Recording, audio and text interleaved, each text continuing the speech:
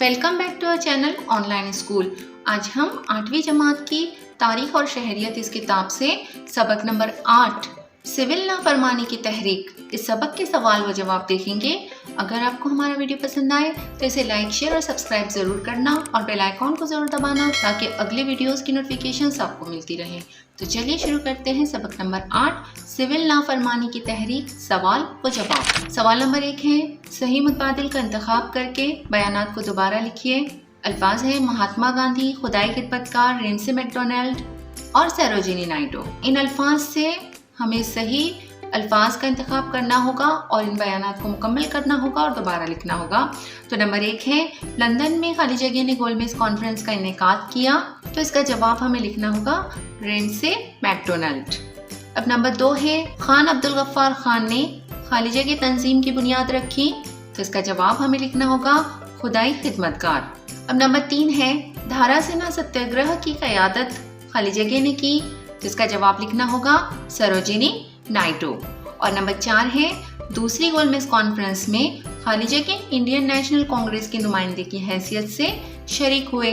तो इसका जवाब हमें लिखना होगा महात्मा गांधी। तो इस तरह से सवाल नंबर 1 हमें मुकम्मल करना होगा। अब सवाल नंबर 2 देखते हैं, दर्ज झील बयानात वजूहात के साथ वाज़ेह कीजिए। नंबर 1 है, चंद्र सिंह ठाकुर को फौजी अदालत ने सख्त सजा सुनाई। तो इसका जवाब लिखना होगा 23 अप्रैल सन 1930 को पेशावर में खान अब्दुल गफ्फार खान की तंजीम खुदाई खिदमतकार ने सत्याग्रह शुरू किया। सत्याग्रह करने वालों ने तकरीबन हफ्ता भर पेशावर पर अपना कब्जा जमाए रखा। उस वक्त हुकूमत ने गढ़वाल पलटन को सत्याग्रह करने वालों पर गोलियां चलाने का हुक्म दिया, लेकिन गढ़वाल फौजी दस्ते यानी पलटन के अफसर चंद्र सिंह ठाकुर ने सत्याग्रह करने वालों पर गोलियां चलाने से इनकार कर दिया। इसलिए चंद्र सिंह ठाकुर को फौजी अदालत ने सख्त सजा सुनाई। अब नंबर 2 है, हुकूमत ने सोलापुर में मार्शल लॉ नाफिज किया। तो इसका जवाब लिखना होगा नमक की सत्याग्रह के बाद मुल्क भर में सिविल नाफरमानी की मुख्तलिफ तहरीकें शुरू हो गईं। 6 मई सन 1930 को सोलापुर में हड़ताल करके मजदूरों ने बड़ा जुलूस निकाला। सोलापुर के कलेक्टर ने जुलूस पर गोलियां चलाने का हुक्म दिया। इस गोलीबारी में शंकर शिवारे के साथ कई सत्याग्रह करने वाले भी मारे गए। इस वाक़े से मुश्तल होकर मजदूरों ने रेलवे स्टेशनों, अदालतों और म्यूनिसिपैलिटी की इमारतों पर हमले किए। इसलिए हुकूमत ने हालात पर काबू पाने के लिए सोलापुर में मार्शल लॉ यानी फौजी कानून नाफिज किया। अब उसी का नंबर 3 है, पहली गोलमेज कॉन्फ्रेंस नाकाम रही। तो इसका जवाब लिखना होगा सन 1930 के दौरान भारत में सिविल नाफरमानी की तहरीक ने शिद्दत इख्तियार कर ली थी। भारत से मुताल्लिक दस्तूरी मसाइल पर गौर व खोज करने के लिए बरतानिया के वज़ीर आज़म रेमसे मैकडोनाल्ड ने लंदन में एक गोलमेज कॉन्फ्रेंस मुनक़्क़द करवाई, लेकिन कौमी जमात ने इस कॉन्फ्रेंस में शिरकत नहीं की। कौमी जमात पूरे मुल्क की नुमाइंदगी करने वाली तंजीम होने की वजह से इसकी गैर हाजिरी में किसी किस्म का फैसला करना हुकूमत के लिए मुमकिन नहीं था। इस वजह से पहली गोलमेज कॉन्फ्रेंस नाकाम रही। अब नंबर 4 है, गांधी जी ने एरोड़ा जेल में मरण व्रत रखा।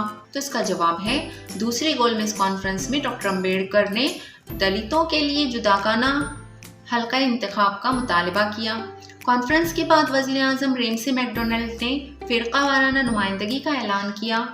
इसके मुताबिक दलितों के लिए जुदागाना हल्का इंतखाब मखसूस किए गए। इस तजवीज़ की वजह से हिंदू समाज की तकसीम होने का खदशा था। ये बात गांधी जी को तस्लीम न थी, इसलिए गांधी जी ने एरोड़ा जेल में मरण व्रत रखा। अब सवाल नंबर 3 है, दर्ज झील सवालों के 25 से 30 अल्फाज में जवाब लिखिए। इसका नंबर 1 है, गांधी जी ने नमक का कानून तोड़कर पूरे मुल्क में सत्याग्रह करने का फैसला क्यों किया। तो इसका जवाब लिखना होगा सिविल नाफरमानी की तहरीक शुरू करने से पहले गांधी जी ने हुकूमत से इस बात का मुतालबा किया था कि हुकूमत नमक पर आयद किए हुए टैक्स को दूर करे और नमकसाजी की अपनी अजारादारी को ख़त्म करे। नमक आम इंसान की ग़िज़ा का अहम जुज़ है, इसलिए नमक जैसी ज़रूरियात ज़िंदगी पर टैक्स लगाना सरासर नाइंसाफ़ी थी।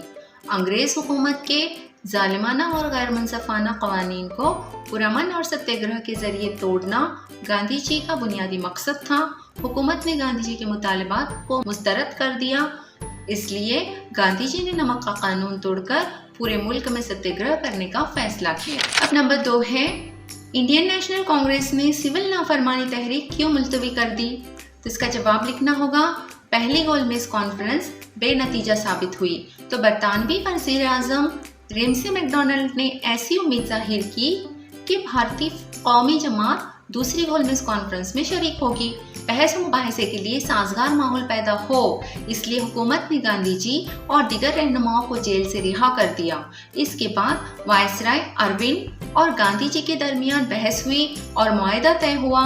इस मुआहदे के तहत हुकूमत ने भारत के तजवीज़ करदा दस्तूर में जिम्मेदार तर्ज हुकूमत को कबूल करने का वादा किया।